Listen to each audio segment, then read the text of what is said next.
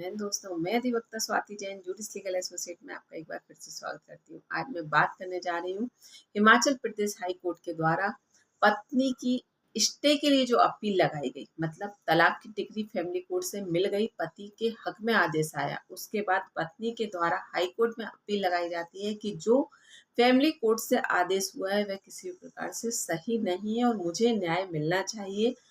अब बात आती है कि आखिर पति के द्वारा किस आधार पर तलाक की अपील लगाई गई थी। तो यहाँ पर पति के द्वारा तलाक की अपील लगाई थी क्रूरता को आधार बनाकर, जिसमें फैमिली कोर्ट के द्वारा हाई कोर्ट के द्वारा ये कह दिया गया है कि यहाँ पर जो फैमिली कोर्ट का आदेश है वह पूर्णतः सत्य है और इस आधार पर तलाक मिलना बनता है, क्योंकि शादी एक ऐसा संबंध है जहाँ प्यार, विश्वास, समर्पण होना चाहिए और अगर उस रिश्ते में वह नहीं है प्यार, विश्वास और समर्पण, तो यहाँ पर इस रिश्ते को बनाए रख पाना किसी भी प्रकार से किसी भी व्यक्ति के लिए संभव नहीं है और ये एक क्रूरता के आधार पर तलाक का आधार बनता है। तो यहाँ पर हिमाचल प्रदेश हाई कोर्ट के द्वारा ये कह दिया गया है, जिसमें न्यायाधीश विवेक सिंह ठाकुर और न्यायाधीश संदीप शर्मा की खंड ने कहा कि यह कहना जरूरत नहीं है कि वैवाहिक रिश्ते बहुत नाजुक होते हैं।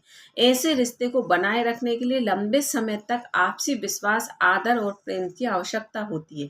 कोर्ट ने अपील को खारिज करते हुए कहा कि हालांकि हिंदू मैरिज एक्ट में क्रूरता को परिभाषित नहीं किया गया है, लेकिन इसका उपयोग अधिनियम में मानवीय आचरण और व्यवहार के संदर्भ में किया गया है। क्रूरता किसी एक के आचरण का क्रम है जो दूसरे के व्यवहार को प्रभावित करती है। तो यहाँ पर इस तरह से ये कहकर पत्नी की अपील को खारिज कर दिया गया। अब हम बात करते हैं कि आखिर इस मामले में हुआ क्या था। तो इस मामले में पति और पत्नी का विवाह 2005 में हुआ था, जिसमें 2008 तक तो उन दोनों का रिश्ता बहुत अच्छा चला। उस बीच में उनके बीच में एक बेटी भी होती है जो कि 7 माह की हुई। उसके बाद पत्नी का जॉब का ज्वाइनिंग लेटर आ गया, जिसमें पत्नी को पीई की टीचिंग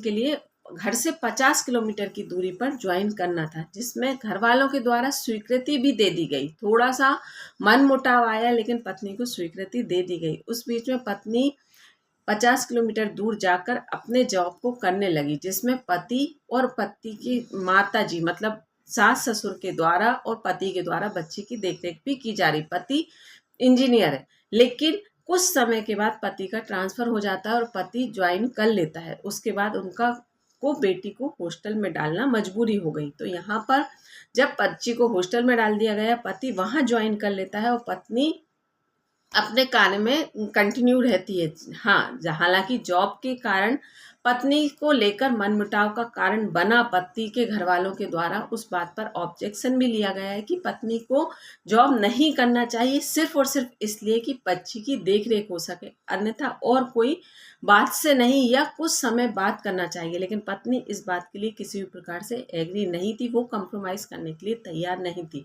जब पत्नी के द्वारा ये बात उठी कि भाई मुझे जॉब छोड़ना पड़ेगा, तो यहाँ पर पत्नी के द्वारा ये आरोप लगाना शुरू कर दिया कि मेरे पति के किसी महिला के साथ अवैध संबंध है, इसलिए उन्होंने अपना ट्रांसफर ले लिया और मेरे घर वालों के द्वारा उनका सपोर्ट किया जाता है, जो कि किसी प्रकार से सही नहीं था।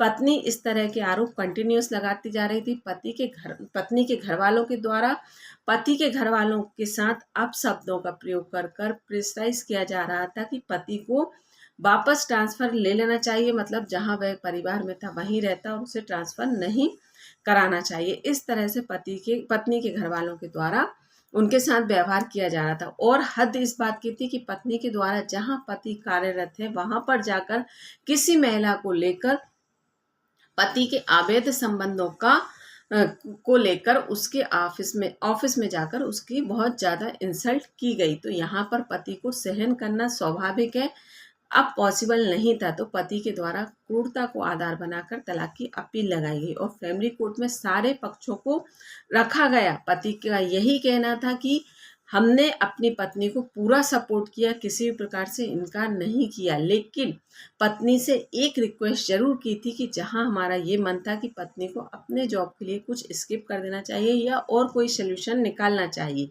तो ये एक परिवार की नॉर्मल रिक्वेस्ट है, नॉर्मल डिमांड थी, लेकिन पत्नी के द्वारा उस बात पर रिएक्ट ना कर पति के ऊपर गलत आरोप लगाना शुरू कर दिया, जो कि किसी भी प्रकार से पति को मानसिक संतुष्टि नहीं दे रहे थे, उसके साथ क्रूरता हो रही थी। और यहाँ पर इस बात को लेकर पति के द्वारा फैमिली कोर्ट में 9 गवाहों को पेश किया गया और पत्नी के द्वारा 5। और स्वाभाविक है, जब पति के द्वारा इतने कॉन्फिडेंस से 9 गवाहों को पेश किया गया, उसने 9 लोगों की गवाही कराई और जो कि बिल्कुल सत्यता के साथ, और पत्नी के द्वारा जो 5 गवाह पेश किए गए वो अपनी बात को पूरी तरीके से प्रमाणित नहीं कर पा रहे थे। मतलब सिर्फ और सिर्फ ख्याली बातें थी, जो कि किसी भी प्रकार से उनके पास उचित सबूत नहीं थे। और जब पति के पक्ष को पूरी तरीके से देखा गया तो फैमिली कोर्ट के द्वारा पति की अपील को स्वीकार लिया गया और कहा गया कि अगर क्रूरता के इस प्रकार से पति के ऊपर क्रूरता की जाती है तो ये किसी भी प्रकार से उचित नहीं है,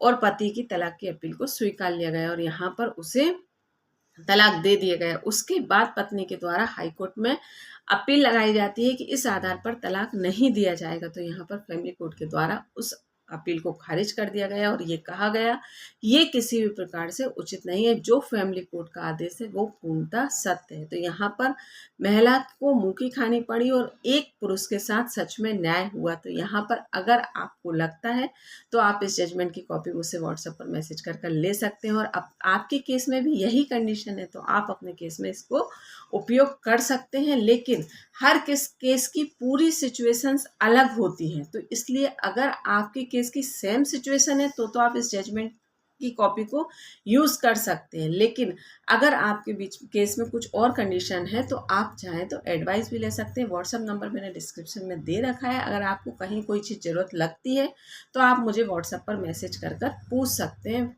मेरे से जितनी बन पड़ेगी मैं आपकी हेल्प करने का प्रयास करूँगी। धन्यवाद।